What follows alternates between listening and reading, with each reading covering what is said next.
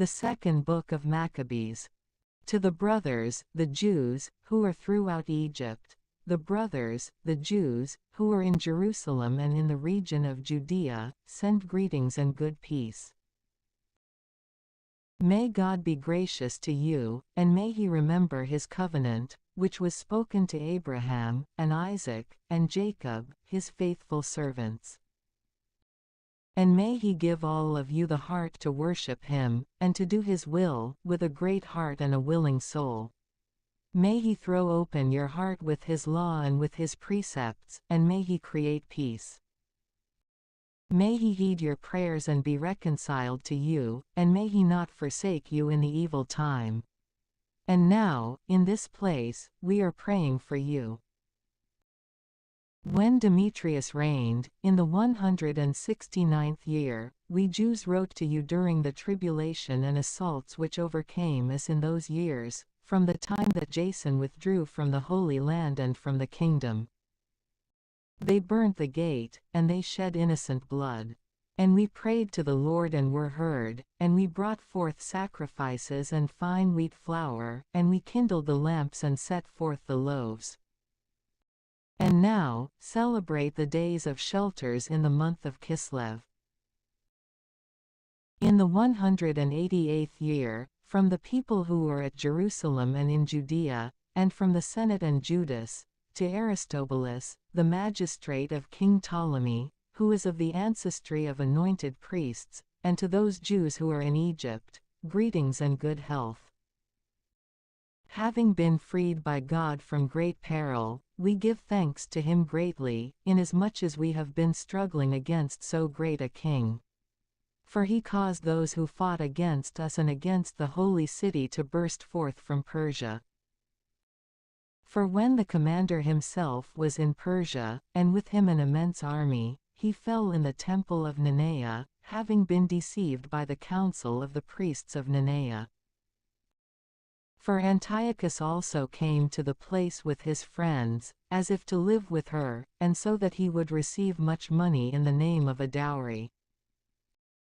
And when the priests of Nineveh had made the proposal, and he had entered with a few men into the vestibule of the shrine, they closed the temple, after Antiochus had entered. And throwing open a hidden entrance to the temple, they cast stones, and they struck the leader and those who were with him. And, having severed their limbs and cut off their heads, they threw them outside. Blessed be God through all things, who has delivered up the impious.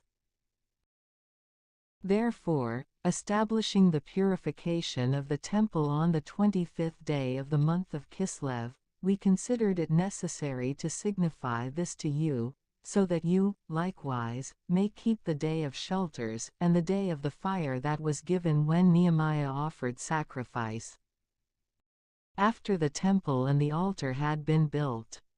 For when our fathers were led into Persia, the priests, who at that time were worshippers of God, secretly took the fire from the altar, and they kept it hidden in a valley, where 568 there was a deep and dry pit, and they kept it safe in that place, in such a way that the place would be unknown to all. But when many years had passed, and it pleased God that Nehemiah should be sent by the king of Persia, he sent some of the posterity of those priests who had hidden it to seek the fire. And, just as they told us, they did not find fire, but only deep water. Then he ordered them to draw it up and to carry it to him. And the priest, Nehemiah, ordered the sacrifices, which had been set out, to be sprinkled with the same water, both the wood and those things that were placed on it. And when this was done, and the time came when the sun shined brightly, which before was in a cloud, there was kindled a great fire, so much so that all were filled with wonder. But all the priests were reciting prayer, while the sacrifice was being consumed, with Jonathan beginning and the rest answering. And the prayer of Nehemiah was held in this way: O Lord God, Creator of all, terrible and strong, just and merciful, you alone are the good King. You alone are excellent, you alone are just, and all-powerful, and eternal, who frees Israel from all evil, who created the chosen fathers and sanctified them.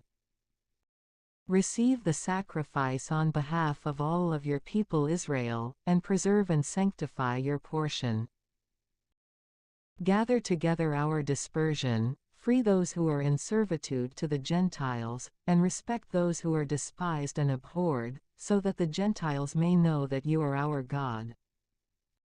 Afflict those who, in their arrogance, are oppressing us and treating us abusively. Establish your people in your holy place, just as Moses said. And so the priests sang hymns until the sacrifice had been consumed. But when the sacrifice had been consumed, Nehemiah ordered the remainder of the water to be poured upon the great stones. When this had been done, a flame was kindled from them, but it was consumed by the light that shined brightly from the altar. In truth, when this thing became known, it was reported to the king of Persia that in the place where the fire had been hidden by those priests who had been led away, water appeared, by which Nehemiah, and those who were with him, purified the sacrifices. But the king, considering and examining the matter diligently, made a temple for it, so that he might study what had happened. And when he had studied it, he gave the priests many goods and presents, of one kind or another, and using his own hands, he distributed these. And Nehemiah called this place Nephthar, which is interpreted as purification. But with many it is called Nephi. Now it is found in the descriptions of the prophet Jeremiah that he ordered those who transmigrated to take the fire, just as it was signified and as he ordered, into the transmigration. And he gave them the law, so that they would never forget the commandments of the Lord, and so that they would not go astray in their minds, seeing the idols of gold and silver, and their ornaments. And in this manner, with other sayings, he exhorted them, lest they remove the law from their heart. Furthermore, it was in the same writing, how the prophet, by divine response, ordered that the tabernacle and the ark be made to accompany him, until he exited from the mountain, where Moses ascended and saw the inheritance of God. And arriving there, Jeremiah found a place in a cave. And he brought both the tabernacle, and the ark, and the altar of incense into that place, and he obstructed opening. And certain ones of those who followed him, approached to make note of the location, but they were not able to find it. But when Jeremiah knew of it, he blamed them, saying, "The place shall be unknown, until God shall gather together the congregation of the people, and until he may be favorably inclined. And then the Lord will reveal these things, and the majesty of the Lord shall appear, and there will be a cloud, just as it was also manifested to Moses, and just as he manifested these when Solomon petitioned that the place should be sanctified to the great God. For he also drew upon wisdom magnificently, and so, having wisdom, he offered the sacrifice of the dedication and the consummation of the temple. And, just as Moses prayed to the Lord, and fire descended from heaven and consumed the holocaust, so also Solomon prayed and fire descended from heaven and consumed the holocaust. And Moses said that it was consumed because the sin offering was not eaten. And similarly, Solomon also celebrated the 8 days of the dedication. Moreover, these same things were put into the descriptions and commentaries of Nehemiah, including how, when constructing a library, he gathered together from the regions the books of the prophets, and of David, and the epistles of the kings, and from the holy gifts. And, similarly, Judas also gathered together all the things that were destroyed by the war that befell us, and these are with us. Therefore, if you desire these things, send those who may carry them to you. And so, since we will be celebrating the purification, we wrote to you. Therefore, you will do well, if you keep these days. But we hope that God, who has freed his people and has rendered to all the inheritance, and the kingdom, and the priesthood, and sanctification, just as he promised in the law, will quickly have mercy on us and will gather us together from under heaven into the holy place. For he has rescued us from great perils, and he has purged the place. The truth about Judas Maccabeus, and his brothers, and the purification of the great temple, and the dedication of the altar, and also about the battles, which pertain to Antiochus the Illustrious, and his son, Eupator, and about the illuminations, which came from heaven to those who acted on behalf of the Jews with fortitude, was such that they, though few, vindicated the entire region and put to flight a multitude barbarous, and recovered the most famous temple in the whole world, and freed the city, and restored the laws that were abolished. For the Lord, with all tranquility, was acting favorably toward them. And similar things as have been comprised in 5 books by Jason the Cyrenene, we have attempted to abridge into 1 volume. For, considering the multitude of the books, and the difficulty that those who are willing to undertake the narrations of histories find, due to the multitude of events, we have taken care, so that, indeed, those who are willing to read may have delights of the mind, and so that, in truth, the studious may more easily be able to commit it to memory, and also so that all readers may find it useful. And indeed, we ourselves, who have taken up the task of abridging this work, have no easy labor. For, in truth, more correctly, we have assumed an activity full of vigilance and sweat. Just as those who prepare a feast also seek to be attentive to the will of others, for the sake of the 569 gratitude of many, we willingly undertake the labor. Indeed, leaving to the authors the truths about particular details, we instead have been devoted to this form, striving to be brief.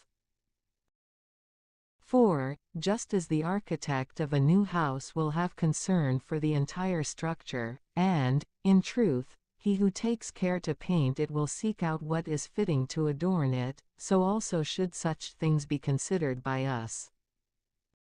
Moreover, to collect knowledge, and to order words, and to discuss every particular point attentively, is the duty of the author of a history. Yet truly, to pursue brevity of speech, and to shun the extension of matters, is conceded to an abbreviator. Therefore, here we will begin the narration. Let so much be sufficient to say in preface. For it is foolish to go on and on before the account, when the account itself is succinct.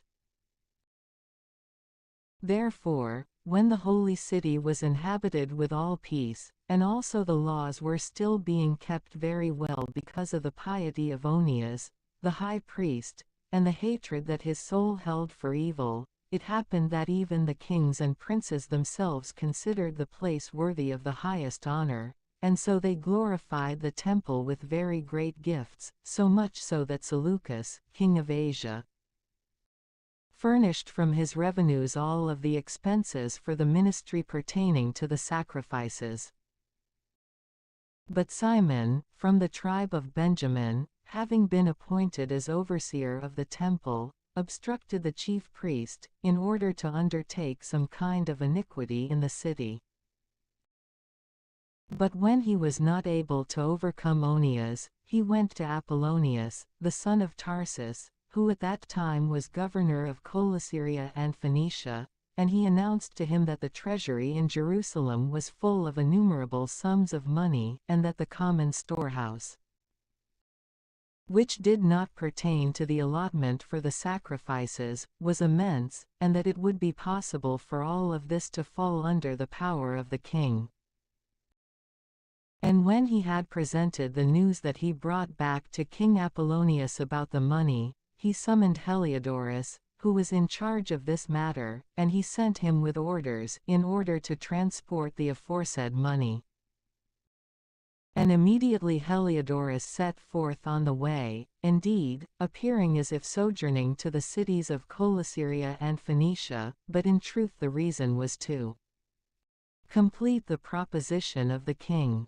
But, when he had arrived at Jerusalem and had been kindly accepted into the city by the high priest, he explained to him the information that had been provided concerning the money. And he freely disclosed the cause for which he was present. But he questioned whether these things were truly so. Then the high priest revealed to him that these things had been deposited, along with provisions for the widows and the orphans. In truth, a certain part of that which impious Simon had reported belonged to Hyrcanus, son of Tobias, a very eminent man. But the entire amount was 400 talents of silver and 200 of gold. For in truth, to deceive those who had trusted in the place and the temple that is honored throughout the whole world for its veneration and sanctity would be altogether impossible. But because of those things that he held as orders from the king, he said that by all means the money must be transferred to the king. And so, on the appointed day, Heliodorus entered to set these things in order. Yet truly, there was no small amount of trepidation throughout the entire city. And so the priests threw themselves before the altar in their priestly vestments, and they called upon him from heaven, who had established the law about deposits, such that those with whom they had deposited it would keep it safe. Now truly, whoever saw the countenance of the high priest was wounded in mind. For his face and the changing of its color declared the inner sorrow of the soul. For this one man was so immersed in grief and in physical dread that it was clear to those who beheld him that sorrow had affected his heart. And now, others flowed together in flocks from the houses, pleading and making public supplication, on behalf of the place, which soon might be brought into contempt. And the women, wrapped with haircloth around the chest, flowed together through the streets. And even the virgins, who were cloistered, rushed forth to Onias, and others rushed to the walls, and, truly, certain ones looked through the windows. But every one of them, stretching forth their hands toward heaven, made supplication. For the expectation of the mixed multitude, and of the great priest in agony, would have endowed anyone with pity. And indeed, these called upon Almighty God, so that the trust that had been entrusted to them would be preserved with all integrity. But Heliodorus completed the same thing that had been decreed, being himself present in the place, with his attendants, near the treasury. Then the Spirit of Almighty God made a great manifestation of his presence, so much so that all who had presumed to yield to him were turned aside by fainting and dread, falling by the power of God. For there appeared to them a certain horse, having a terrible rider, adorned with the best covering, and he rushed forth and assailed Heliodorus with his front hoofs. And he who sat upon him seemed to have armor of gold. Moreover, there appeared 2 other youths with the appearance of power, the glory of nobility, and the apparel of splendor. These stood near him on each side, and they scourged him without ceasing, striking with many scourges. Then Heliodorus suddenly fell to the ground, and they quickly took him up, draped by a great darkness, and, having placed him onto a stretcher, they rushed him away. And so, he who had approached the aforesaid treasury, with so many officials and attendants, was carried away, with no one to bring help to him, the manifest power of God being made known. And indeed, through divine power, he lay mute and also was deprived of all hope of recovery. But they blessed the Lord, because he had magnified his place, and because the temple, which a little while before was filled with confusion and fear, became filled with joy and gladness when the all-powerful Lord appeared. Then, truly, certain friends of Heliodorus came forth to petition Onias, so that he would call upon the Most High to grant life to him who was appointed to breathe his last breath. But the high priest, considering that the king might perhaps suspect that some malice against Heliodorus had been completed by the Jews, offered a beneficial sacrifice for the health of the man. And when the high priest was praying, the same youths, dressed in the same clothing, were standing by Heliodorus, and they said, "Give thanks to Onias the priest, for it is on his behalf that the Lord has granted life to you. But, having been scourged by God, you must announce to all the great things of God and his power." And having said this, they disappeared. Then Heliodorus 570 offered sacrifice to God and made great vows to him who had permitted him to live. And he gave thanks to Onias. And, gathering his troops, he returned to the king. But he testified to all about the works of the great God, which he had seen with his own eyes. And so, when the king questioned Heliodorus as to who might be fit to be sent once more to Jerusalem, he said, "If you have any enemy, or a traitor to your kingdom, send him there, and he will return to you scourged, if he even escapes. For truly, in that place, there is a certain power of God. Yes, he who has his dwelling in the heavens is the visitor and protector of that place, and he strikes and destroys those arriving to do evil." Thus, the things about Heliodorus and the preservation of the treasury happened in this way. But the aforementioned Simon, who was a betrayer of the money and of his nation, spoke evil about Onias, as if he had instigated Heliodorus to do these things and as if he had been the inciter of evils. And he dared to say that he was a traitor to the kingdom, though he provided for the city, and defended his people, and was zealous for the law of God. But when the hostilities had proceeded to such an extent that even murders were committed by certain close associates of Simon, Onias, considering the peril of this contention, and Apollonius to be mad, though he was governor of Coelesyria and Phoenicia, which only augmented the malice of Simon, he brought himself before the king, not so as to be an accuser of a citizen, but in view of his own consideration for the common good of the entire multitude. For he saw that, without royal providence, it would be impossible to provide peace to events, nor would Simon ever cease from his foolishness. But after the life of Seleucus expired, when Antiochus, who was called the Illustrious, had assumed the kingdom, Jason, the brother of Onias, was ambitious for the high priesthood. He went to the king, promising him 360 talents of silver, and from other revenues 80 talents, and beyond these, he promised also 150 more, if he would be granted the authority to establish a sports arena, and a school for boys, and to enroll those who were at Jerusalem as Antiochians. When the king had assented, and he had obtained the leadership, he immediately began to transfer his subjects to the rituals of the heathens,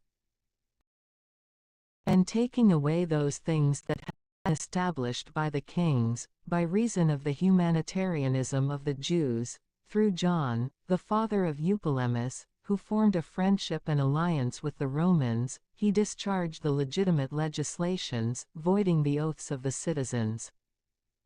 And he sanctioned depraved customs.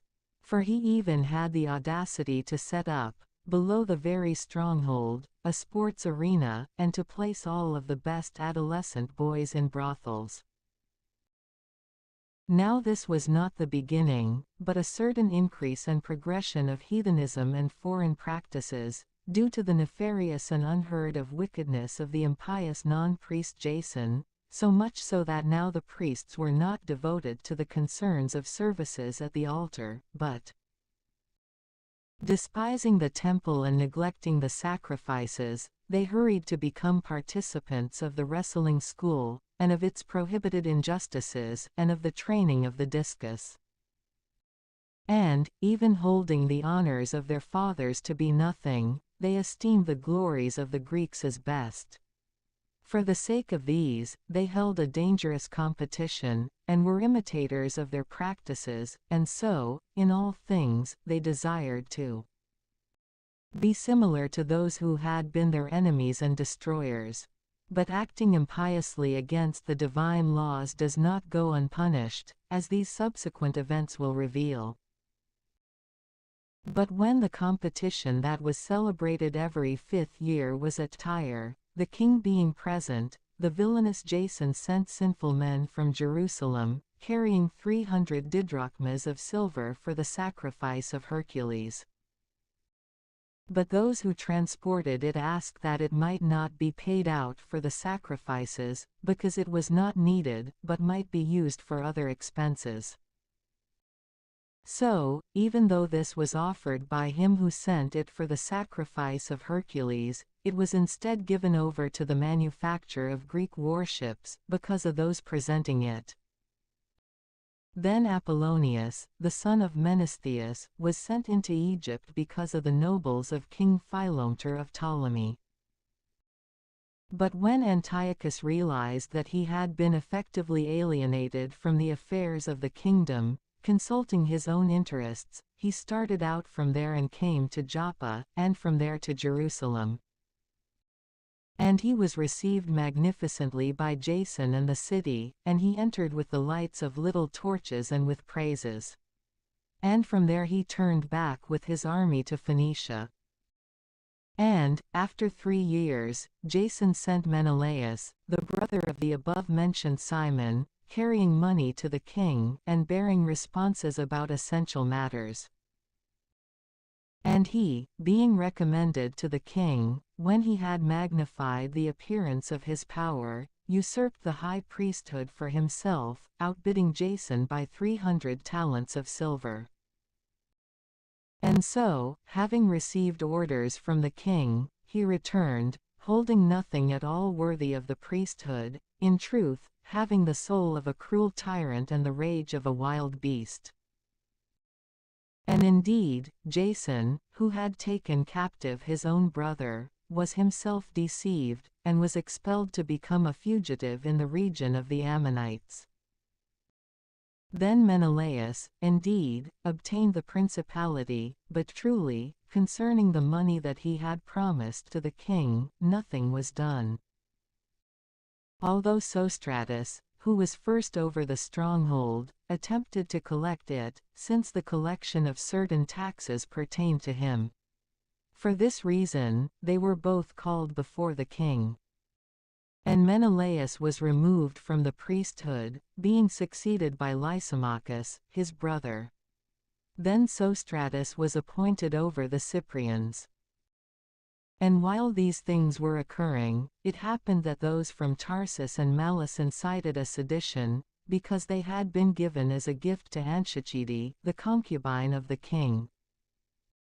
And so, the king hurried to come and calm them, leaving behind Andronicus, one of his associates, as his deputy. Then Menelaus, believing that he had reached an opportune time, having stolen certain gold vessels out of the temple, gave them to Andronicus, along with others he had gained at Tyre and throughout the neighboring cities. But when Onias had realized this with certainty, he accused him, keeping himself in a safe place at Antioch beside Daphne. Meanwhile, Menelaus met with Andronicus, asking him to execute Onias. So he then went to Onias, and he gave him his right hand with an oath, and, even though he was suspicious of him, he persuaded him to venture out of asylum, and he immediately killed him, with no respect for justice. For this reason, not only the Jews, but also the other nations, were indignant 571 and bore much grief for the unjust killing of so great a man. But when the king returned from the places of Cilicia, the Jews at Antioch, and similarly the Greeks, went to him, complaining of the iniquitous killing of Onias. And so Antiochus was grieved in his mind because of Onias, and, being moved to compassion, he shed tears, remembering the sobriety and modesty of the deceased. And, being inflamed in soul, he ordered the purple to be torn from Andronicus, and that he be led around, throughout the entire city, and that, in the same place where he had committed the impiety against Onias, the sacrilegious man should be deprived of his life, as his fitting punishment rendered by the Lord. But when many sacrileges were committed by Lysimachus in the temple through the counsel of Menelaus, and the news was divulged, the multitude gathered together against Lysimachus, though a great quantity of gold had been exported already. But when the multitude stirred up an insurrection, and their minds were filled with anger, Lysimachus armed about 3,000, who began to act with hands of iniquity. A certain tyrant was their leader, a man advanced both in age and in madness. But when they perceived the attempt of Lysimachus, some took hold of stones, others strong clubs, and, in truth, certain ones threw ashes upon Lysimachus. And indeed, many were wounded, and some were struck down, however, all were put to flight. And, as for the sacrilegious man, they executed him beside the treasury. Therefore, about these things, a judgment began to be stirred up against Menelaus. And when the king had arrived at Tyre, 3 men were sent from the elders to bring the matter to him. But when Menelaus was overcome, he promised to give much money to Ptolemy to persuade the king. And so, Ptolemy went to the king in a certain court where he was, as if merely to refresh himself, and he influenced him away from the sentence.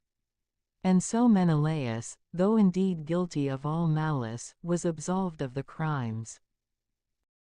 Moreover, these pitiable men, who, even if they had pleaded their case before Scythians, would have been judged innocent, he condemned to death. Therefore, those who brought the case on behalf of the city, and the people, and the sacred vessels were quickly given an unjust punishment. For this reason, even the Tyrians, being indignant, proved to be very liberal toward their burial. Thus, because of the greed of those who were in power, Menelaus remained in authority, increasing in malice, to the betrayal of the citizens. At the same time, Antiochus prepared for a second journey into Egypt. But it happened, throughout the entire city of Jerusalem, that there were seen, for 40 days, horsemen rushing through the air, having golden robes, and armed with spears, like a cohort of soldiers, and horses, set in order by ranks, running, coming together to engage in close combat. And the shaking of shields, and a helmeted multitude stretching forth swords, and the casting of darts, and the splendor of golden armor, and all kinds of breastplates. Because of this, everyone begged that these prodigies might be turned to good. But when a false rumor went out, as though the life of Antiochus had expired, Jason, taking with him no less than 1,000 men, suddenly assaulted the city. And, though the citizens together rushed to the wall, the city at last was taken, and Menelaus fled into the stronghold. Truly, Jason did not spare his citizens from the slaughter, not realizing that success at the expense of kin is a very great evil. He considered those over whom he was victorious to be enemies, and not citizens. And so, he certainly did not obtain the leadership, but truly, in the end, received confusion for his betrayals, and he departed again to take refuge among the Ammonites. In the end, to his ruin, he was enclosed by Aretas, the sovereign of the Arabs. And then, fleeing from city to city, hated by all as a detestable fugitive from the laws, and as an enemy of his own nation and citizens, he was expelled into Egypt. And he who had expelled many from their native land perished abroad, starting out toward the Lacedaemonians, as if, for the sake of kinship, he should have refuge there. And he who cast out many, unburied, was himself also cast out, both unlamented and unburied, and without having use of either foreign burial or a share of the sepulchre of his fathers. And so, when these things were done, the king suspected that the Jews would desert the alliance. And because of this, departing from Egypt with a raging soul, he indeed took the city by force. Moreover, he ordered the military to execute, and not to spare, anyone they met, and to ascend through the houses to slay. Therefore, a massacre occurred of youths and elders, an extermination of women and children, a killing of virgins and little ones. And so, over 3 whole days, 80,000 were executed, 40,000 were imprisoned, and no small number were sold. But, as if this were not enough, he even presumed to enter into the most holy temple in the entire world, with Menelaus, that traitor to the law and to his own nation, as his guide. And, taking in his wicked hands the holy vessels, which were given by other kings and cities for the adornment and glory of the place, he unworthily handled and contaminated them.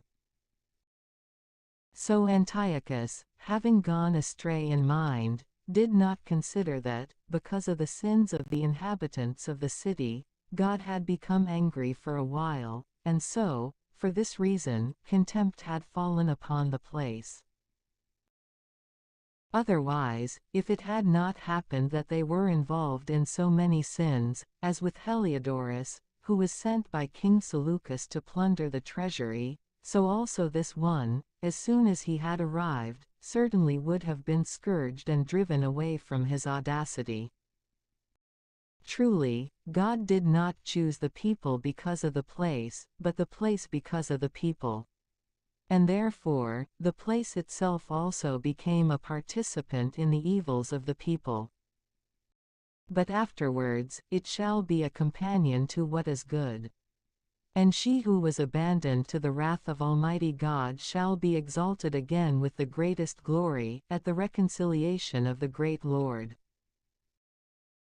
Therefore, when Antiochus had taken away from the temple 1,800 talents, he quickly returned to Antioch, thinking, in his arrogance, to navigate the earth, even by finding a passage leading across the open ocean, such was the elation of his mind.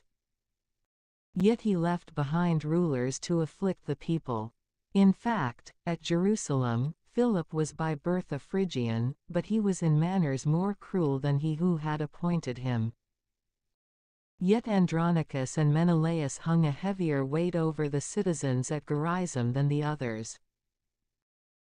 And when he had been appointed over the Jews, he sent that hateful leader, Apollonius, with an army of 22,000, instructing him to execute all men in the prime of life, and to 572 sell the women and the youths. When he had arrived at Jerusalem, feigning peace, he remained quiet until the holy day of the Sabbath. And then, when the Jews were taking rest, he instructed his own to take up arms. And he slaughtered all those who were seen going out. And rushing throughout the city with armed men, he destroyed a vast multitude.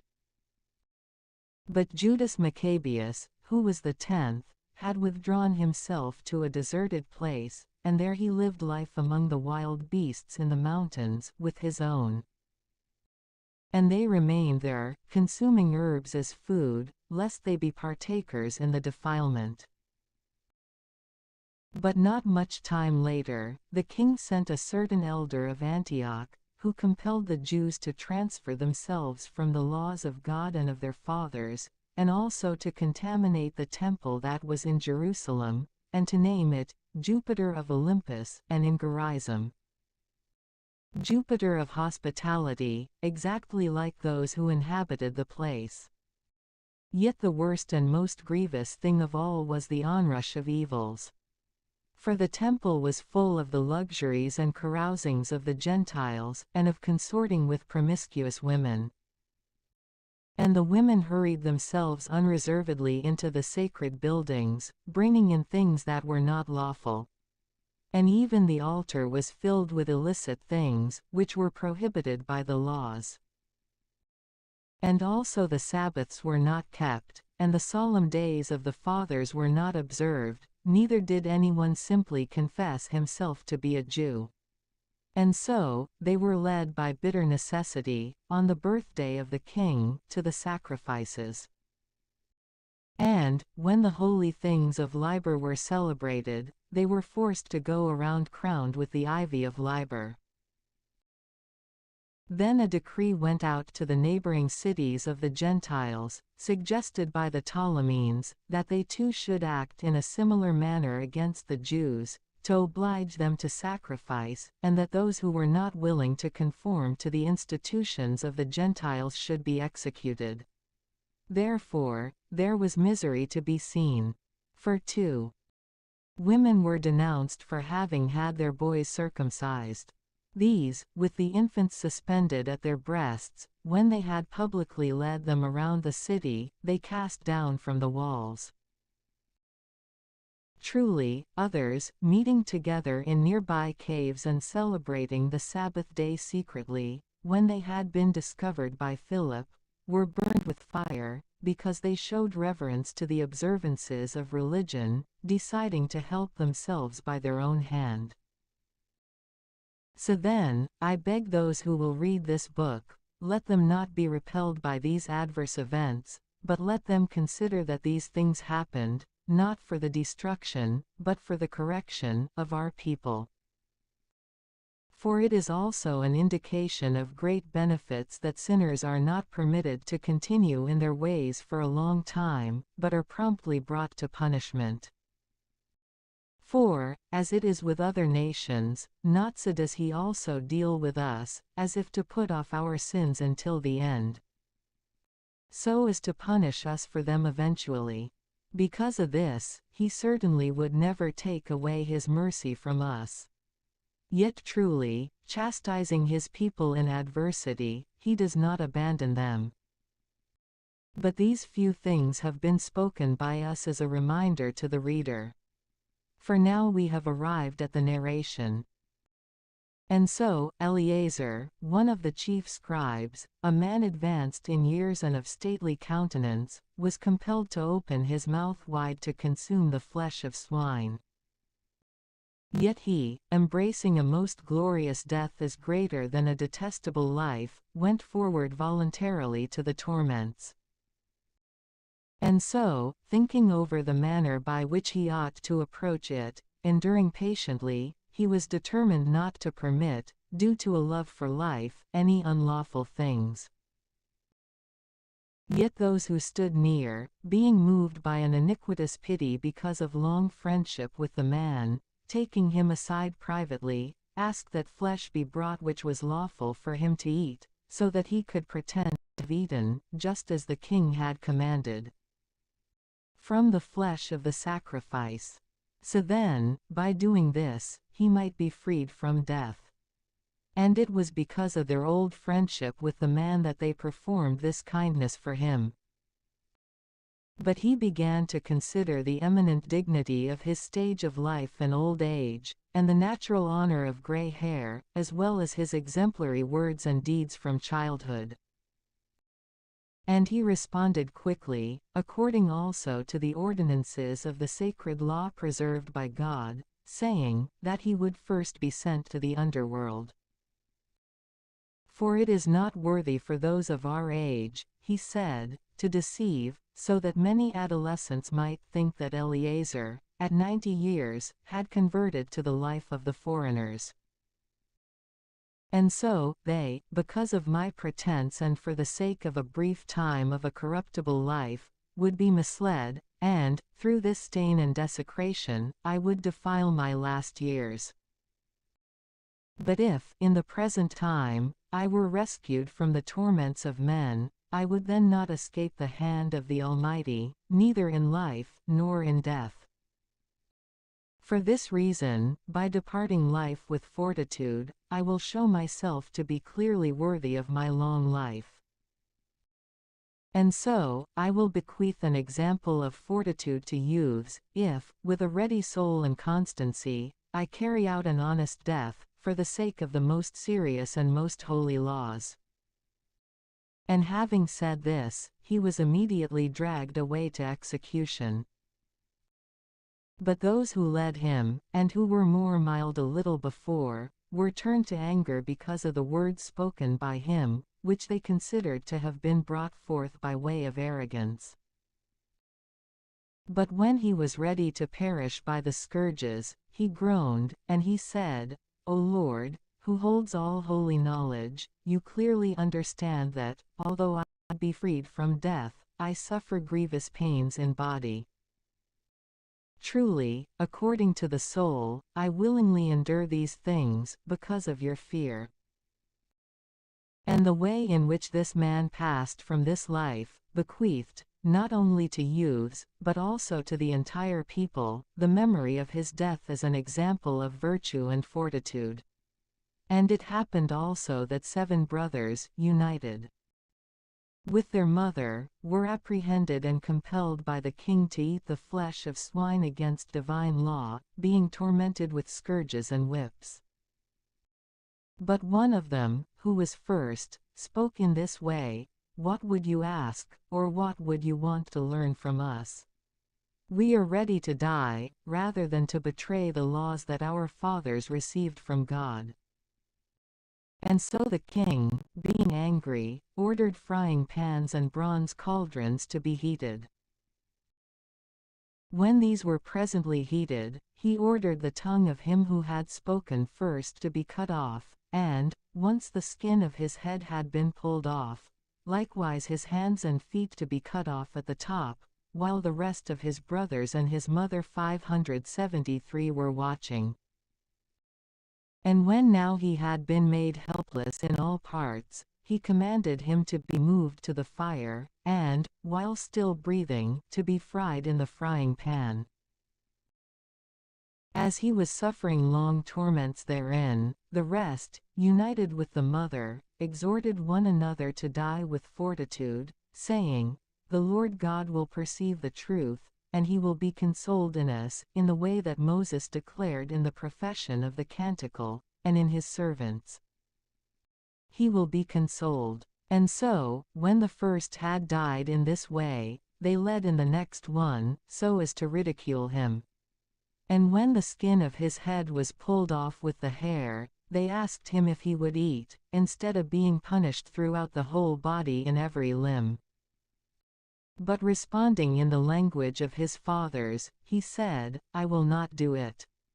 Because of this, he also, in the next place, received the torments of the first.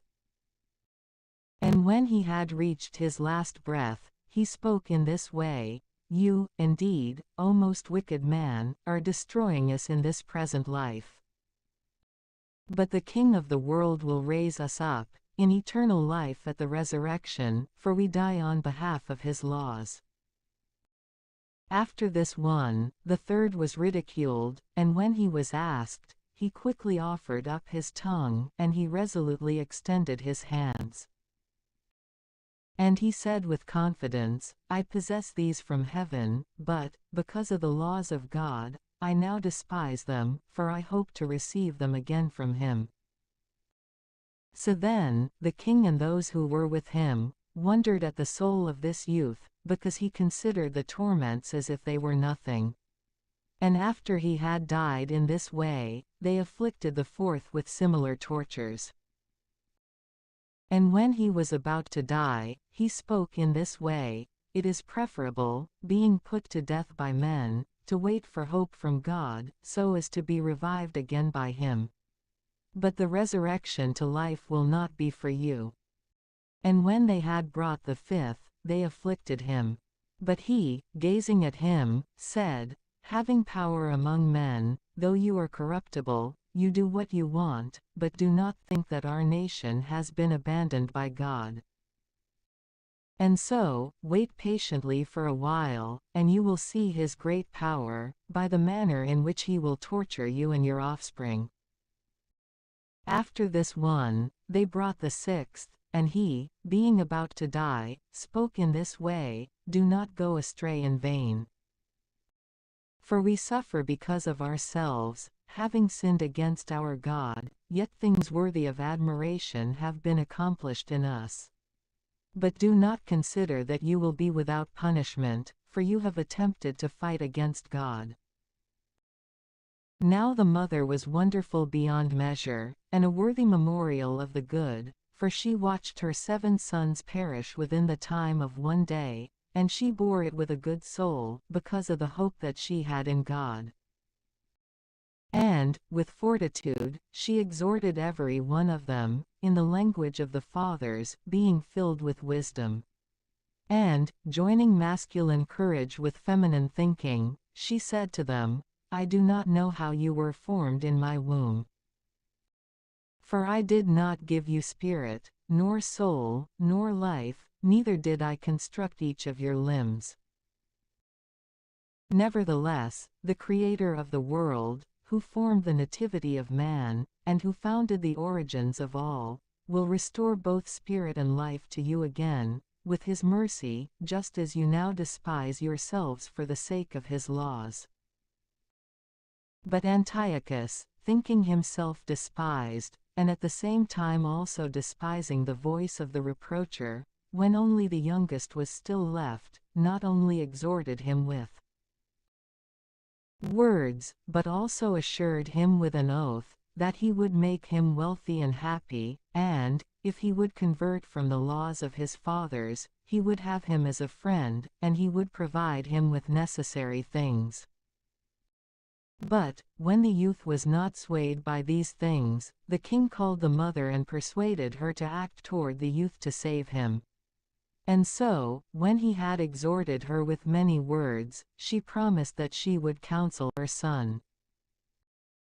Then, leaning towards him and mocking the cruel tyrant, she said in the language of the fathers, My son, take pity on me, for I carried you for 9 months in my womb, and I gave you milk for 3 years, and I nourished you and led you through to this stage of life. I ask you, child, gaze upon heaven and earth, and all that is in them, and understand that God made them, and the family of man, out of nothing. So shall it be that you will not fear this executioner, but, participating worthily with your brothers, you shall accept death, so that, by this mercy, I shall receive you again with your brothers. While she was still saying these things, the youth said, What are you waiting for? I will not obey the precepts of the king, but the precepts of the law, which was given to us through Moses. In truth, you, who have been the inventor of all malice against the Hebrews, will not escape the hand of God. For we suffer these things because of our sins. And if, for the sake of our chastisement and correction, the Lord our God is angry with us for a little while, yet still he will be reconciled again to his servants. But as for you, O wicked and most disgraceful of all men, do not be extolled over nothing, with vain hopes, while you are inflamed against his servants. For you have not yet escaped the judgment of Almighty God, who examines all things. Therefore, my brothers, having now sustained brief sorrow, have been brought under the covenant of eternal life. But, in truth, you, by the judgment of God, will be released into just punishment for your arrogance. But I, like my brothers, deliver up my soul and my body for the sake of the laws of the fathers, calling upon God so as to bring forgiveness upon our nation sooner, and so that you, with torments and lashings, may confess that He alone is God. Truly, in me and in my brothers, the wrath of the Almighty, which has been led over all our people justly, shall cease. Then the king, burning with anger, raged against this one with cruelty beyond all the rest, bearing it indignantly that he himself was derided. And so this one also died in purity, trusting in the Lord through all things. Then, last of all, after the sons, the mother also was consumed. Therefore, about the sacrifices and about the exceedingly great cruelties, enough has been said. In truth, Judas Maccabeus, and those who were with him, went secretly into the villages, and, calling together their relatives and friends, and accepting among them those who persevered in Judaism, they brought 6,000 men together. And they called upon the Lord, to look upon his people, who were downtrodden by all, and to take pity on the temple, which was defiled by the impious, and even to take pity on the city by utter destruction, for it was willing to be immediately leveled to the ground. And to hear the voice of the blood that was crying out to him, so that he would remember also the most iniquitous deaths of the innocent little ones, and the blasphemies brought upon his name, and to show his 574 indignation over these things. And so Maccabeus, having gathered together a multitude, could not be withstood by the Gentiles. For the wrath of the Lord had turned into mercy. And so, overwhelming the towns and cities unexpectedly, he set them on fire. And, occupying strategic positions, he made no small slaughter of the enemies. Moreover, especially in the nights, he carried out expeditions in this way. And the fame of his virtuous strength was spread abroad everywhere. Then Philip, seeing that the man gained ground little by little, and that things frequently fell out in his favor, wrote to Ptolemy, governor of Coelesyria and Phoenicia, to send auxiliaries to carry out the work of the king. And so, he quickly sent Nicanor, son of Patroclus, from his foremost friends, providing him with no less than 20,000 armed men from throughout the Gentiles, to wipe out the entire race of the Jews, joining with him Gorgias, a military man with very great experience in the things of warfare. Moreover, Nicanor decided to raise a tribute for the king of 2,000 talents, which was to be given to the Romans, and which would be supplied by means of the captivity of the Jews. And immediately he sent to the maritime cities, calling them to the auction of the Jewish slaves, promising them a parcel of 90 slaves for 1 talent, not reflecting on the vengeance which would befall him subsequently from the Almighty. Then, when Judas learned that Nicanor was approaching, he revealed it to those Jews who were with him. And certain ones among them, being afraid and not trusting in the justice of God, turned and fled away. In truth, others sold all that was in excess, and together beseeched the Lord, that he would rescue them from the impious Nicanor, who had sold them before he even came near them, and if not for their sakes, then for the sake of the covenant which was made with their fathers, and for the sake of the invocation of his holy and magnificent name over them. But Maccabeus, calling together 7,000 who were with him, asked them not to be reconciled to the enemies, and not to fear the multitude of the enemies who came against them unjustly, but to struggle with fortitude, holding before their eyes the contempt that had been brought upon the holy place by them, and likewise also the mockery which they held to the injury of the city, even to the extent of overthrowing the institutions of old. For he said that these, indeed, trust in their weapons, as well as in their boldness, but we trust in the Almighty Lord, who is able to wipe out both those coming against us, and even the whole world, with one nod.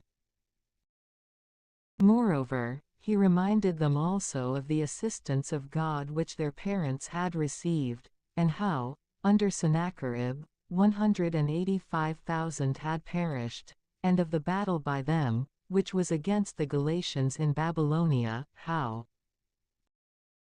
when the event had arrived and the allies of the Macedonians hesitated, though they were only 6,000 in all, yet they slew 120,000, because of the help provided to them from heaven, and how, for the sake of these things, very many benefits followed. By these words, they were brought to constancy and were prepared to die for the laws and their nation. And so, he appointed his brothers as leaders over each division, Simon, and Joseph, and Jonathan, subjecting 1,500 men to each of them. And at that point, the holy book having been read to them by Esdras, and having given them a sign of the assistance of God, with himself leading the first point, he joined battle with Nicanor. And, with the Almighty as their helper, they slew over 9,000 men. Furthermore, having wounded and disabled the greater part of the army of Nicanor, they forced them to take flight. In fact, they took away the money from those who came to buy them, and they pursued them everywhere. But they turned back at the close of the hour, for it was before the Sabbath. For this reason, they did not continue the pursuit. But, having gathered together their weapons and spoils, they kept the Sabbath, blessing the Lord who had delivered them in that day, showering the beginning of mercy on them. In truth, after the Sabbath, they divided the spoils to the disabled, and the orphans, and the widows, and the remainder they kept for themselves and their own. And so, when these things were done, and supplication was made by all in common, they asked the merciful Lord to be reconciled to his servants unto the end. And, among those who were fighting against them with Timothy and Bacchides, they slew more than 20,000, and they obtained the high fortresses, and they divided many spoils, making equal portions for the disabled, the fatherless, and the widows, and even the aged. And when they had carefully collected their weapons, they stored them all in strategic places, and, in truth, the remainder of the spoils they carried to Jerusalem. And they put to death Philarchus, a wicked man, who was with Timothy, who had brought many afflictions upon the Jews. And when they celebrated the song of victory at Jerusalem, they burned him who had set fire to the sacred doors, that is, Callisthenes, when he had taken refuge in a certain house, repaying him a worthy reward for his impieties. But as for that most vicious Nicanor, who had led in 1,000 merchants for the sale of the Jews, he was brought low with the help of the Lord, and by those whom he considered to be worthless.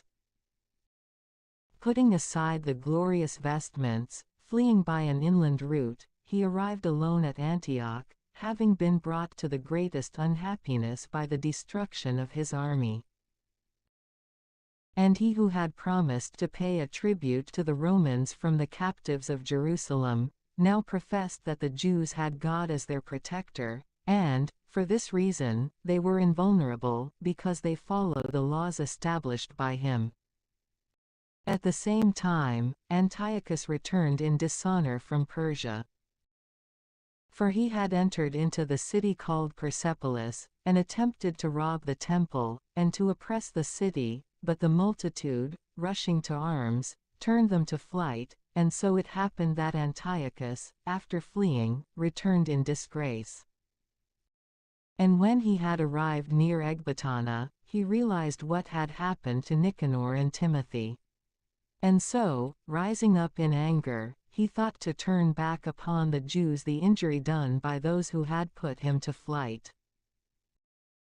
And, therefore, he ordered his chariot to be driven without stopping along the way, for the judgment of heaven was urging him on, because he had spoken so arrogantly about how he would come to Jerusalem and make it into a mass grave for the Jews.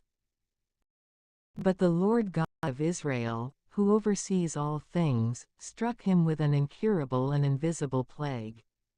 For, as soon as he had finished these words, a dire pain in his abdomen seized him, with bitter 575 internal torments. And, indeed, it sprung forth justly, since he had tormented the internal organs of others with many strange and new tortures, yet he in no way ceased from his malice. But, beyond this, being filled with arrogance, breathing fire with his soul against the Jews, and instructing the task to be accelerated, it happened that, as he was rushing on forcefully, he fell from the chariot, and his limbs were afflicted with a serious bruising of the body. And he, being filled with arrogance beyond human means, seemed to himself to command even the waves of the sea and to weigh even the heights of the mountains in a balance. But now, humbled to the ground, he was carried on a stretcher, calling himself as a witness to the manifest virtue of God.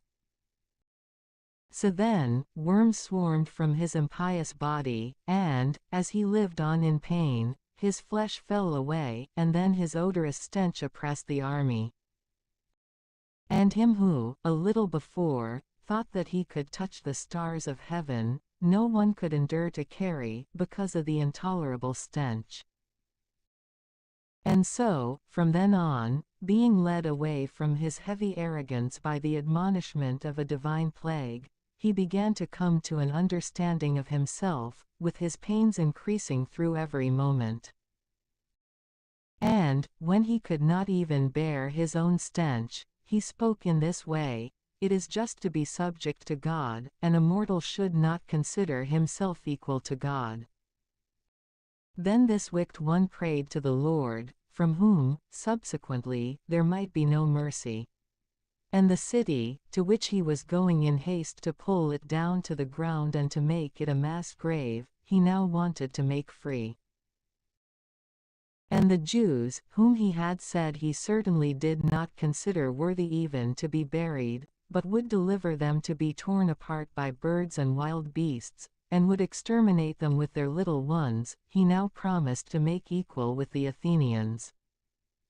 And even the holy temple, which before he had plundered, he would adorn with the best gifts, and increase the holy vessels, and pay out from his revenues the charges pertaining to the sacrifices. Beyond these things, he would even become a Jew himself, and would travel through every place on earth and declare the power of God. But, when his pains did not cease, in despair he wrote to the Jews, in the manner of a supplication, a letter composed in this way: "To the very good citizens of the Jews, Antiochus, king and ruler, wishes much health, and welfare, and happiness. If you and your sons are faring well, and if everything is according to your will, we give very great thanks. And so, fixed in infirmity, yet kindly remembering you, I am returning from the places of Persia, and, having been seized by a serious infirmity, I considered it necessary to have a concern for the common good, not despairing in myself, but having a great hope to escape the infirmity. Moreover, considering that my father also, during the time that he led an army into the upper regions, revealed who would take up the leadership after him, so that, if anything contrary should occur, or any if difficulties should be reported, those who were in the regions, knowing to whom the whole matter had been bequeathed, would not be disturbed. In addition to these things, considering that whichever are the nearest powers and neighbors lie in ambush for the right time and await the right event, I have designated my son, Antiochus, as king, whom I frequently commended to many of you while traveling in the upper provinces. And I have written to him what I have added below. And so, I beg you and petition you, that remembering the public and private benefits, each one will continue to be faithful to me and to my son. For I trust that he will behave with moderation and humanity, and that, following my intentions, he will be impartial to you. And so the murderer and blasphemer, having been struck very badly, just as he himself had treated others, passed from this life in a miserable death on a journey among the mountains. But Philip, who was nurtured with him, carried away his body, and, fearing the son of Antiochus, went into Egypt to Ptolemy Philometor. But Maccabees and those who were with him, the Lord protecting them, even recovered the temple and the city. Then he demolished the altars, which the foreigners had constructed in the streets, and likewise the shrines.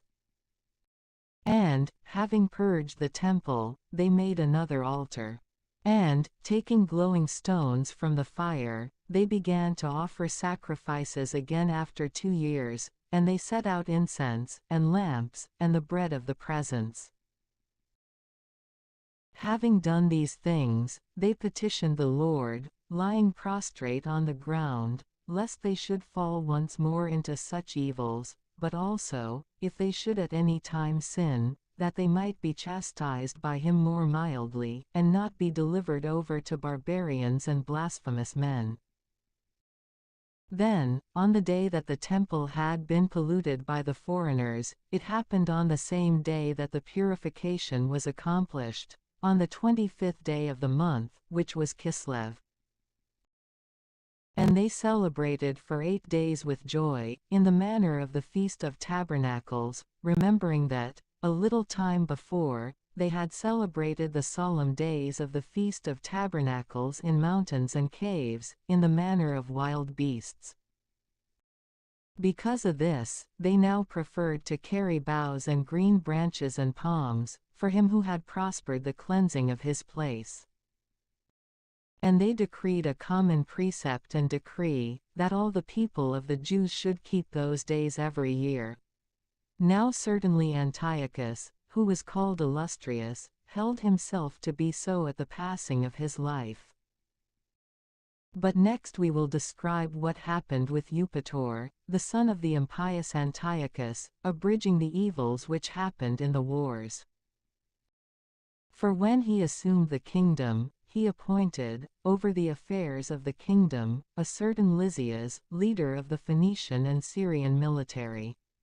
For Ptolemy, who was called Macer, decided to be strict in justice toward the Jews, especially because of the iniquity that had been done to them, and to deal with them peacefully. But, for this reason, he was accused before Eupator by his friends, and was frequently called a traitor. For he had deserted Cyprus, which Philometor had entrusted to him. And so, transferring to Antiochus the Illustrious, he even withdrew from him. And he ended his life by poison. But Gorgias, when he was the leader of the places, taking to him new arrivals, frequently made war against the Jews. In truth, the Jews, who held the strategic fortresses, took in those who were fleeing from Jerusalem, and they attempted to make war. In fact, those who were with Maccabees, petitioning the Lord through prayers to be their helper, made a forceful attack upon the fortresses of the Idumeans. And, persevering with much force, they obtained the places, killing those they met, and cutting 576 down in all no less than 20,000. Yet certain ones, when they had fled into 2 well-fortified towers, gave all appearance of fighting back. So Maccabees left behind Simon and Joseph, and likewise Zacchaeus, and those who were with them, to fight against them. And since those who were with them were sufficient in number, he turned back to those who attacked more forcefully. In truth, those who were with Simon, being led by avarice, were persuaded by money from certain ones who were in the towers. And accepting 70,000 didrachmas, they allowed certain ones to flee. But when what was done had been reported to Maccabeus, gathering together the leaders of the people, he accused those who had sold their brothers for money, having sent away their adversaries. Therefore, he executed these who had acted as traitors, and he quickly captured the 2 towers. And so, having success in arms and in all things that he took in hand, he destroyed more than 20,000 in the 2 fortresses. And Timothy, who had been overcome by the Jews before, calling together a multitude of foreign troops and gathering horsemen from Asia, arrived as if he would capture Judea with arms. But Maccabeus, and those who were with him, as he was approaching, beseeched the Lord, sprinkling dirt on their heads and wrapping their waists with haircloth. And lying prostrate at the pedestal of the altar, they beseeched him to be forgiving to them, but to be an enemy to their enemies, and an adversary to their adversaries, just as the law says. And so, after prayer, taking up arms, they proceeded further from the city, and, reaching close proximity to the enemies, they settled in. But, as soon as the sun rose, both sides joined battle, these ones having the guarantee of victory and success by the strength of the Lord, yet the others having courage as their leader in battle. But, while they were fighting vehemently, to the adversaries there appeared from heaven 5 men on horses, which were adorned with bridles of gold, providing leadership to the Jews. 2 of them, having Maccabeus in the middle and surrounding him with their weapons, kept him safe. But, at the enemy, they cast darts and lightning, so that they fell down, being both confused with blindness and filled with disturbances. Moreover, there were slain 20,500, along with 600 horsemen. In fact, Timothy fled away to Gazara, to a fortified stronghold, where Charias was in charge. Then Maccabeus, and those who were with him, joyfully besieged the stronghold for 4 days. But those who were inside, trusting to the strength of the place, spoke evil without limit and cast out nefarious words. But when the 5th day began to dawn, 20 youths of those who were with Maccabeus, inflamed in soul because of the blasphemy, manfully approached to the wall, and, advancing with fierce courage, ascended it. Moreover, others also getting up after them, went to set fire to the towers and the gates, and to burn the blasphemers alive.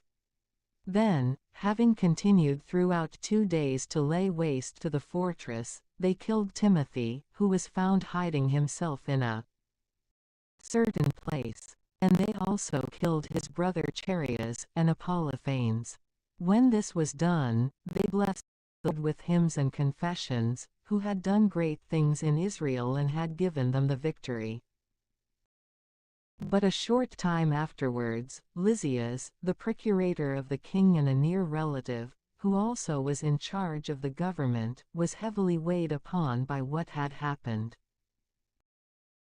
Gathering together 8,000, along with all the horsemen, he came against the Jews, thinking that the city would certainly be captured, making it a dwelling place for the Gentiles, in truth, also thinking to make a profit in money from the temple, just as from the other shrines of the Gentiles, and to put the priesthood up for sale every year.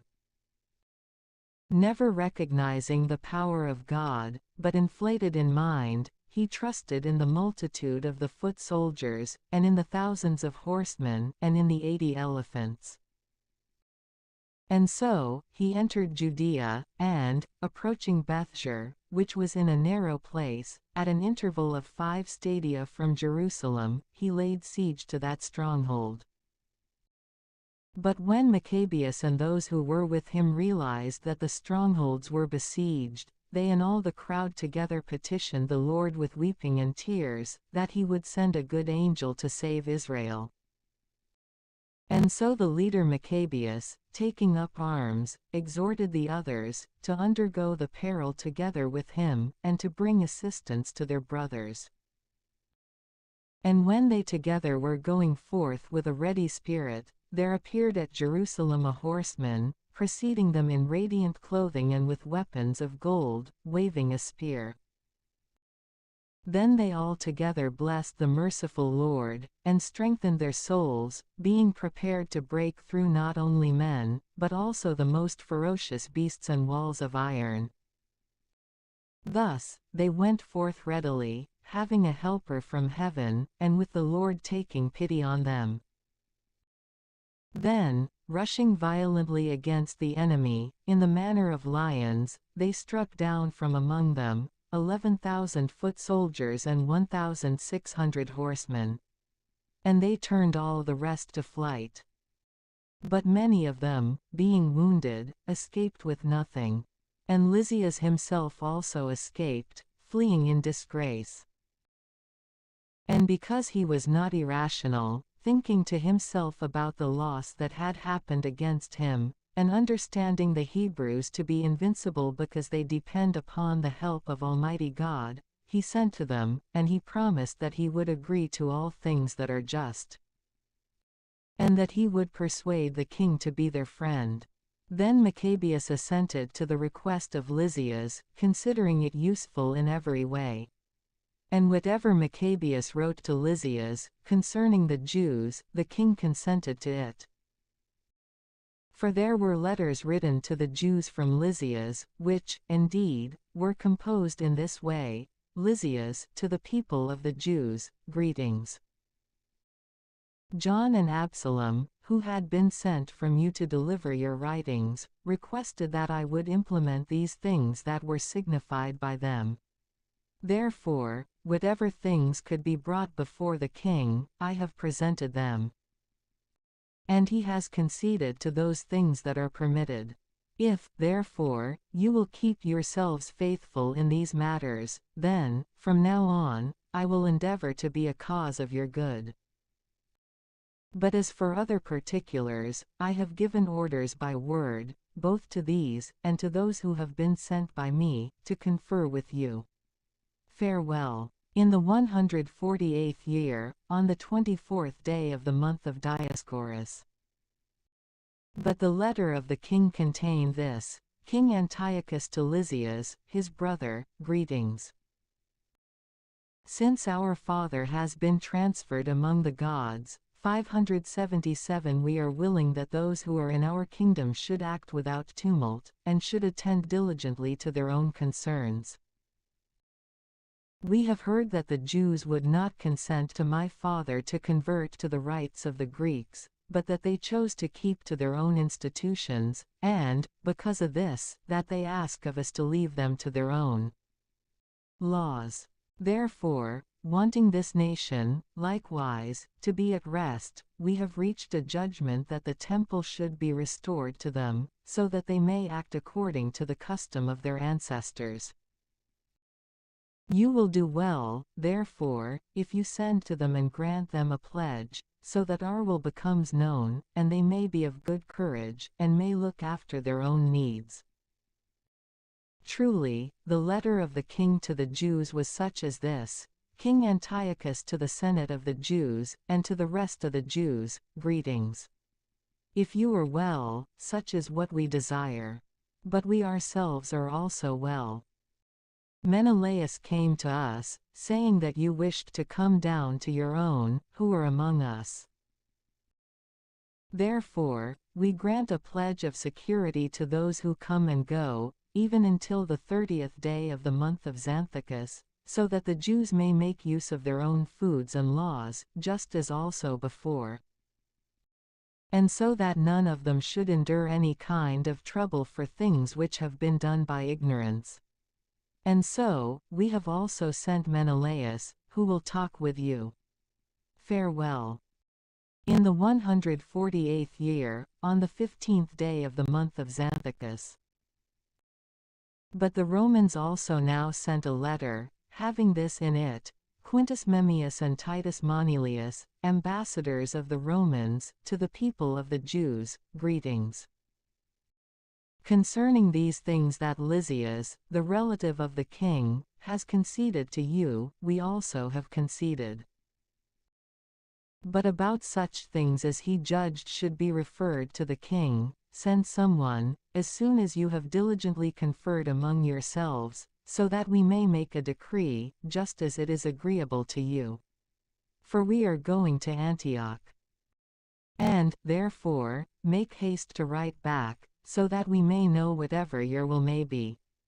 Farewell. In the 148th year, on the 15th day of the month of Xanthicus. After these pacts were made, Lysias proceeded on to the king, but the Jews undertook the work of agriculture. However, those who had withdrawn, Timothy, and Apollonius, the son of Genneus, along with Hieronymus, and Demophan, and, in addition to these, Nicanor, the governor of Cyprus, would not permit them to live in peace and quiet. Truly, those of Joppa were also perpetrators of very shameful acts. They asked the Jews, who lived among them, to go up into small boats, which they had prepared, with their wives and sons, as if no underlying hostility was between them. And so, according to the common decree of the city, they acquiesced to them, having no suspicions and because there was peace. When they had proceeded out into deep water, they drowned no less than 200 of them. When Judas learned of the cruelty done to the men of his nation, he informed the men who were with him, and, having called upon God, the just judge, he went against the executors of his brothers, and he even set the port on fire in the night, he burned the boats. But those who took refuge from the fire, he destroyed with the sword. And when he had done these things in this way, he departed, as if he would return again to eradicate all those of Joppa. But when he also realized those who were of Jamnia wanted to act in a similar way to the Jews living among them, he went against those of Jamnia also by night, and he set the port on fire, along with the ships, so much so that the light of the fire was seen at Jerusalem, 240 stadia away. When they had now gone from their 9 stadia, and were making their way toward Timothy, they met in battle with those of Arabia, 5,000 men and 500 horsemen. And when a strong fight occurred, and, by the help of God, it ceased favorably, the remainder of the Arabians who were overcome petitioned Judas to give them a pledge, promising to give him pastures and to assist him in other things in the future. Then Judas, thinking that they truly might be useful in many ways, promised peace. And after receiving the pledge of his right hand, they withdrew to their tents. Then he also assaulted a certain strong city, surrounded with bridges and walls, which was inhabited by a crowd from many different nations, the name of which is Casphan. In truth, those who were inside, trusting in the strength of the walls and in the preparations of rations, acted irresponsibly, and they challenged Judas with evil words and blaspheming, as well as by speaking what is not lawful. But Maccabees rushed fiercely to the walls, calling upon the great leader of the world, who, without battering rams or machines of war, had thrown down the walls of Jericho in the time of Joshua. And, having captured the city through the will of the Lord, he made a slaughter without number, so much so that an adjoining pool, 2 stadia in width, was seen to flow with the blood of the slain. From there, they withdrew 750 stadia, and they came to Charax, to those Jews who are called Tubianites. And Timothy, indeed, they did not find in those places, for he withdrew before he completed any endeavor, having left behind a very strong garrison in a certain place. But Dositheus and Sosipater, who were commanders with Maccabeus, destroyed those who were left behind by Timothy in the stronghold, 10,000 men. And Maccabees, having positioned 6,000 men around him and having divided them into cohorts, went forth against Timothy, who had with him 120,000 foot soldiers and 2,500 horsemen. But when Timothy learned of the arrival of Judas, he sent ahead the women, and the children, and the remainder of the preparations, into a fortress which is called Carnion. For it was impregnable and difficult to access because of the narrowness of the places. And when the first cohort of Judas had appeared, the enemies were struck with fear by the presence of God, who beholds all things, and they were turned to flight, one over another, to such an extent that they were being knocked over by one another and were being wounded with the strokes of their own swords. But Judas pursued them vehemently, punishing the profane and striking down 30,000 of their men. In truth, Timothy himself fell to the group under Dositheus and Sosipater. And with much begging, he pleaded with them to release him alive, because he held the parents and brothers of many of the Jews, who, at his death, might happen to be mistreated. And when he had given his faith that he would restore them according to the agreement, they released him unharmed, for the sake of their brother's well-being. Then Judas departed to 578 Carnion, where he slew 25,000. After having put to flight or killed these, he moved his army to Ephron, a fortified city, in which there lived a multitude of diverse peoples. And hardy young men, standing upon the walls, put up a strong fight.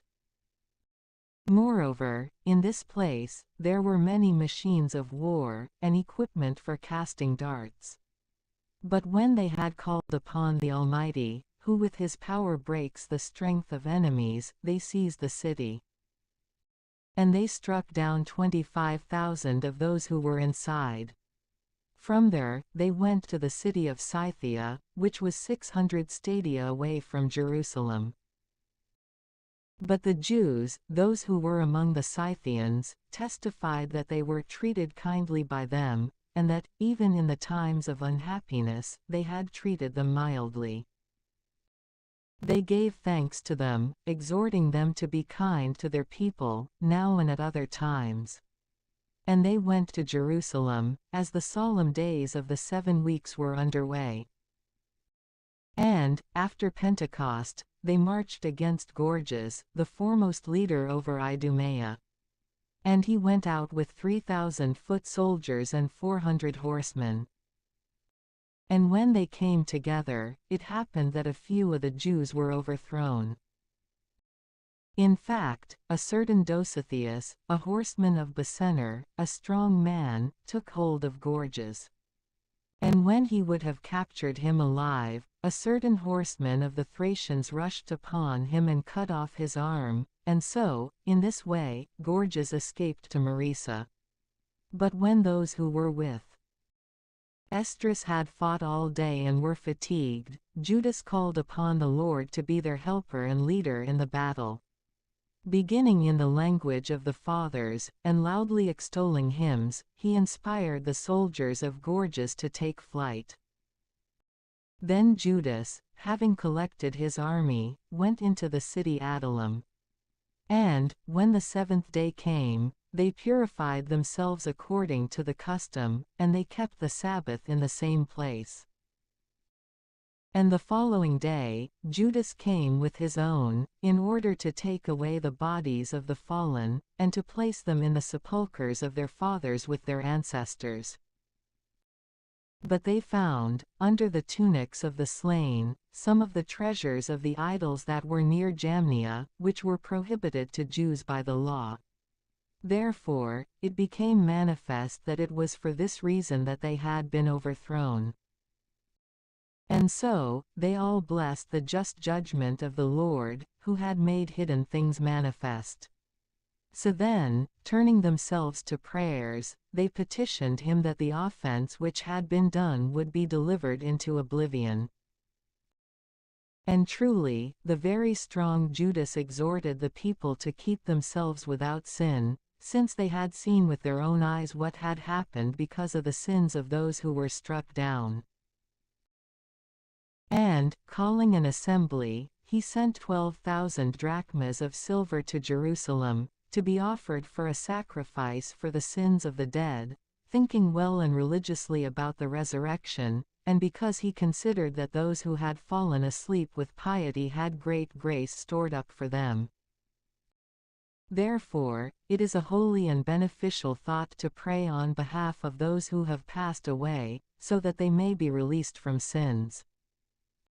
In the 149th year, Judas realized that Antiochus Eupator was coming with a multitude against Judea. And with him was Lysias, the procurator, who was in charge of the government, having with him 110,000 foot soldiers, 5,000 horsemen, and 22 elephants, and 300 swift chariots with curved blades. Menelaus also joined himself to them, and with many lies he pleaded with Antiochus, not for the welfare of his country, but hoping that he would be appointed as first ruler. But the King of Kings awakened the mind of Antiochus against the sinner.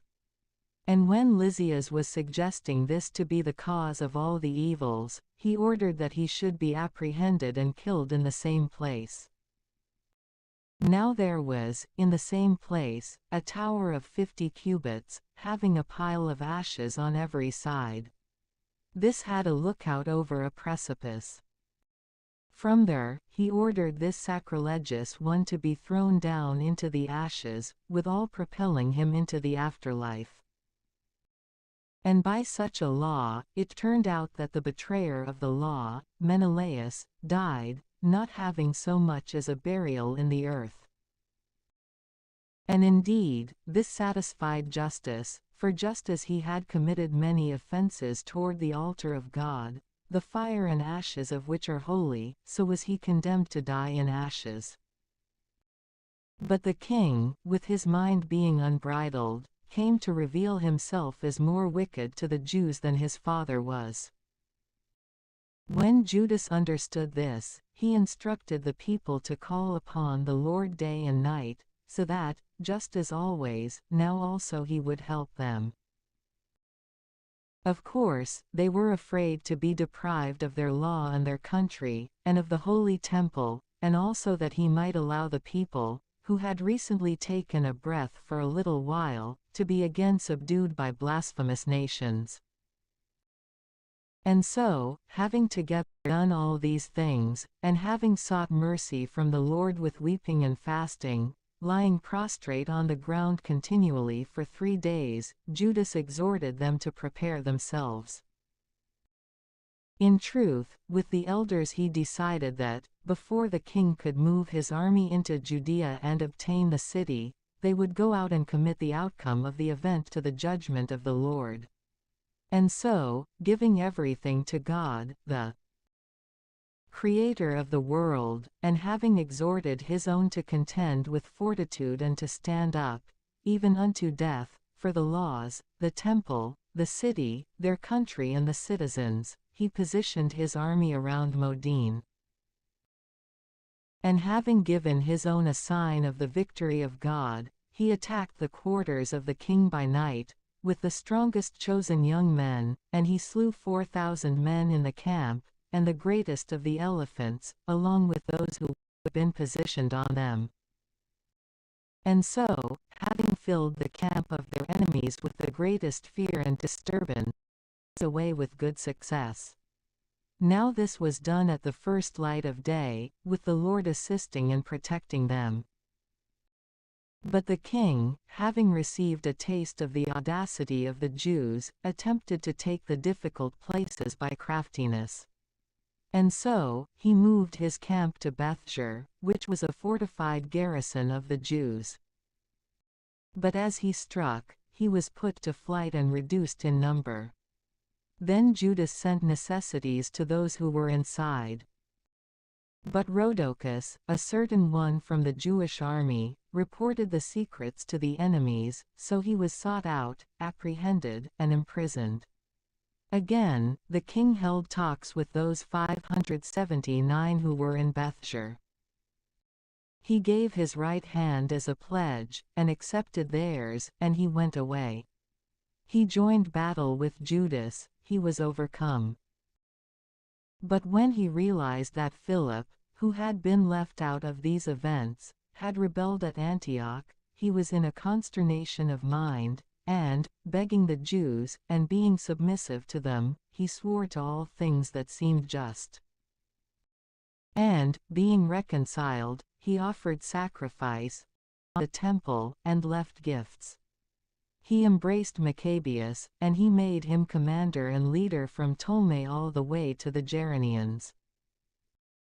But when he arrived at Ptolemy, the Ptolemies considered the conditions of the alliance burdensome, being indignant lest perhaps they might break the pact. Then Lysias went up to the tribunal, and explained the reasons, and calmed the people, and so he returned to Antioch. And this is the way things went concerning the journey and return of the king. But after a time of 3 years, Judas and those who were with him realized that Demetrius of Seleucus had gone up to strategic places with a very strong multitude and a navy at the port of Tripoli, and had taken hold of the regions opposite Antiochus. And his commander, Lysias. Now a certain Alcimus, who had been high priest, but who had willfully defiled himself in the time of the commingling, considering there to be no means for his safety, nor access to the altar, went to King Demetrius in the 150th year, offering to him a crown of gold, and a palm, and beyond these, some branches that seemed to belong to the temple. And, indeed, on that day, he was silent. But, having met with an opportune time for his madness, he was called to a council by Demetrius and asked what things the Jews relied upon and what were their counsels. He responded, "Those among the Jews who are called Hasidenes, of whom Judas Maccabeus is foremost, nourish wars, and raise seditions, and will not permit the kingdom to be at peace. For I also, being cheated out of the glory of my ancestors, have come here, first, indeed, in faithful service to the king's interests, but also as an adviser of the citizens. For our entire nation is no less afflicted by their depravity. But I beg you, O king, knowing each of these things, look after both the region and our people, according to your humanity, which is publicly known to all. For, as long as Judas survives, it is impossible for the matter to be at peace." Then, having spoken such things before them, the rest of the allies, who held themselves to be enemies against Judas, further inflamed Demetrius. And immediately he sent Nicanor, the commander over the elephants, into the first position against Judea, giving him orders to be certain to capture Judas himself, and, truly, to scatter all those who were with him, and to appoint Alcimus as the high priest of the great temple. Then the Gentiles, who had fled from Judas away from Judea, mingled themselves in flocks with Nicanor, thinking that the miseries and calamities of the Jews would become the cause of their prosperity. And so, when the Jews heard of Nicanor's arrival and that the nations were assembled, they, sprinkling dirt on their heads, petitioned him who established his people to preserve them in eternity, and who likewise protected his portion by clear signs. Then, at the command of their leader, they moved promptly from there, and together assembled at the town of Dessau. In truth, Simon, the brother of Judas, had joined battle with Nicanor, but he became frightened at the unexpected arrival of the adversaries. Even so, Nicanor, hearing of the virtue of the companions of Judas, and the great courage with which they struggled on behalf of their country, was afraid to accomplish judgment by the sword. For this reason, he sent ahead Posidonius, and Theodotus, and Matthias, so as to give and receive the pledge of right hands. And when a council was held all day about this, and the commander had brought it before the multitude, they were all of one opinion to consent to an alliance. And so, they appointed a day, on which they would act among themselves secretly, and seats were brought out and placed for each of them. But Judas instructed armed men to be in strategic places, lest some kind of malice might unexpectedly spring up from the enemies. And they had an agreeable conference. Then Nicanor stayed in Jerusalem, and he did no iniquity. He sent away the flocks of the crowds, which had been gathered together. And Judas always held him dear to the heart, and was favorably inclined toward the man. And he asked him to consider a wife, and to procreate sons. He got married, he lived quietly, and they all lived in common. But Alcimus, seeing the love that they had for one another, and the agreements, went to Demetrius, and he told him that Nicanor had assented to foreign interests, and that he had chosen Judas, a traitor to the kingdom, as his successor. And so the king, being exasperated and provoked by this very wicked accusation, wrote to Nicanor, saying that he was certainly overburdened by the agreement of alliance, and he ordered him nevertheless to send Maccabees quickly to Antioch in chains. When this was known, Nicanor was in consternation, and he took it grievously that he would make void the things that were agreed, having received no injury from the man. But, because he was not able to oppose the king, he watched for an opportunity to follow through with the orders. But Maccabees, seeing that Nicanor acted more formally with him, and that, when they met together as usual, he exhibited insolence, understood this austerity not to be from goodness. So, gathering together a few men, he hid himself from Nicanor. But when he realized that he was effectively prevented by the man, he went to the greatest and holiest temple, and he ordered the priests, offering the usual sacrifices, to deliver the man to him. When these spoke oaths to him that they did not know where he who was being sought was, he extended his hand toward the temple, and he swore, saying, "Unless you deliver Judas to me in chains, I will reduce this shrine of God to the ground, and I will dig up the altar. And I will consecrate this temple to Liber the Father." And having said this, he departed. But the priests, extending their hands toward heaven, called upon him who had always fought for his people, saying this, "O Lord of the universe, who needs nothing, you willed that the temple of your dwelling should be with us. And now, O Lord, holy of all holies, preserve unpolluted, until eternity, this house, which was recently made clean." Then Razias, a certain one of the elders from Jerusalem, was brought before Nicanor. The man was of good reputation, and was one who loved the city. For his affection, he was called the father of the Jews.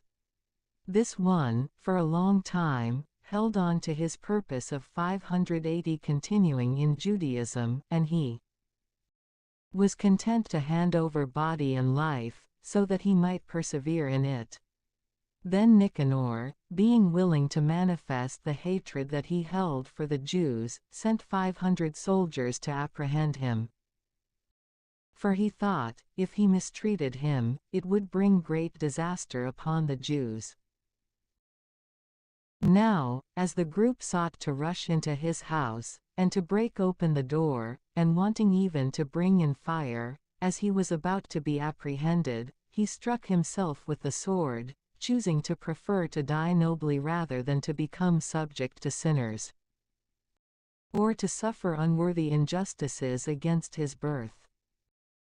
But, since he had, in haste, not obtained the certitude of a decisive wound, and the crowd was breaking in the doors, he, running boldly to the wall, manfully threw himself down upon the crowd. But they quickly provided a place for his fall, so he landed at the middle of the neck.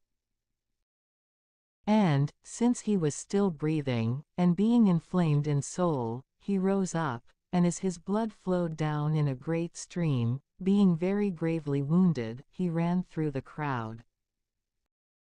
And standing upon a certain steep rock, and being now almost without blood, grasping his intestines with both hands, he threw himself over the crowd, calling upon the ruler of life as well as spirit, to restore these to him again. And so he passed away from this life. But when Nicanor discovered Judas to be in the places of Samaria, he decided to meet him in warfare with all violence, on the Sabbath day. In truth, the Jews who followed him out of necessity were saying, "Do not act so fiercely and barbarously, but give honor to the day of sanctification and reverence to him who beholds all things." That unhappy man asked, "Is there a powerful one in heaven, who commanded the day of the Sabbath to be kept?" And they responded to him, "There is the living Lord himself in heaven, the powerful one, who ordered the seventh day to be kept." And so he said, "I also am powerful upon the earth, so I command arms to be taken up and the king's plans to be fulfilled." Nevertheless, he did not succeed in accomplishing his plan. And Nicanor, being certainly lifted up with the greatest arrogance, had decided to establish a public monument of his victory over Judas. But Maccabees, as always, trusted with all hope that God would be present to help them. And he exhorted his own not to fear the arrival of the nations, but to keep in mind the assistance they had received before from heaven, and now to hope for a future victory from the Almighty. And speaking to them from the law and the prophets, reminding them even of the conflicts they had fought before, he made them more willing. And so, having raised up their courage, at the same time he revealed the deceitful plan of the Gentiles and their betrayal of the oaths. Then he armed every one of them, not with the weapons of shield and spear, but with the best speeches and exhortations, and he explained to them a dream, worthy to be believed, in which he rejoiced with them all. Now the vision was in this manner. Onias, who had been high priest, a good and kind man, modest in appearance, gentle in manners, and noble in speech, and who from boyhood was trained in the virtues, extending his hands, prayed on behalf of all the people of the Jews. After this, there appeared also another man, admirable in age and glory, and with a bearing of great dignity about him. In truth, Onias responded by saying, "This one loves his brothers and the people of Israel." This is he who prays greatly for the people and for all the holy city, Jeremiah, the prophet of God. Then Jeremiah extended his right hand, and he gave to Judas a sword of gold, saying, "Receive this holy sword as a gift from God, with it you shall cast down the adversaries of my people Israel." And so, having been exhorted by the very good words of Judas, by which the readiness and courage of the young men were able to be raised and strengthened, they resolved to strive and to contend with fortitude, so that virtue would judge the matter. Because the holy city and the temple were in peril. For their concern was less for their wives and sons, and likewise less for their brothers and relatives. In truth, their greatest and first fear was for the sanctity of the temple. But those also who were in the city had no small concern for those who had gathered together. And, when all now hoped that judgment would soon occur, and when the enemies were near, and the army was set in order, with the beasts and the horsemen positioned in strategic places, Maccabees, considering the arrival of the multitude, and the various preparations of weapons, And the fierceness of the beasts, extending his hands to heaven, called upon the Lord, who works miracles, who gives victory to those who are worthy, not according to the power of the weapons, but just as it pleases him. Then, calling out in this way, he said, You, O Lord, who sent your angel under Hezekiah, king of Judah, and who killed 185,000 from the camp of Sennacherib, now also, O ruler of the heavens, send your good angel before us, who are in fear and trembling at the greatness of your arm, so that those who approach against your holy people with blasphemy may be afraid. And in this way, indeed, he concluded his prayer. But Nicanor, and those who were with him, advanced with trumpets and songs. In truth, Judas, and those who were with him, calling upon God through prayers, came together against them.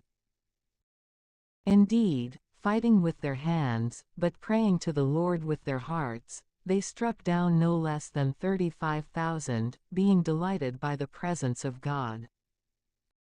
And when they had ceased and were returning with gladness, they realized, by his armor, that Nicanor had been slain.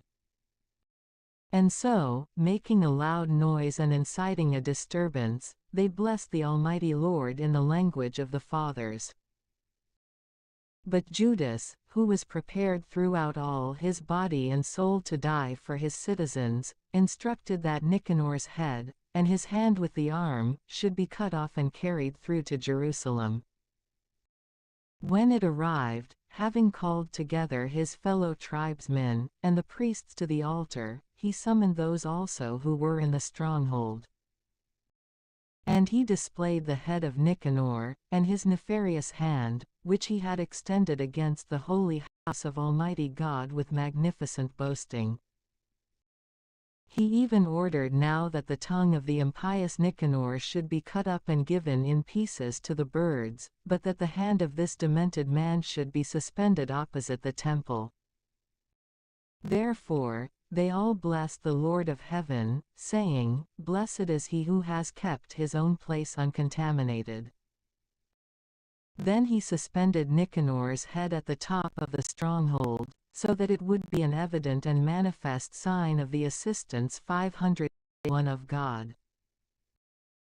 And so, they all decreed by common council in no way to let this day pass without celebration, but to hold a celebration on the 13th day of the month of Adar, which was called in the Syrian language, the day before Mardochea's day.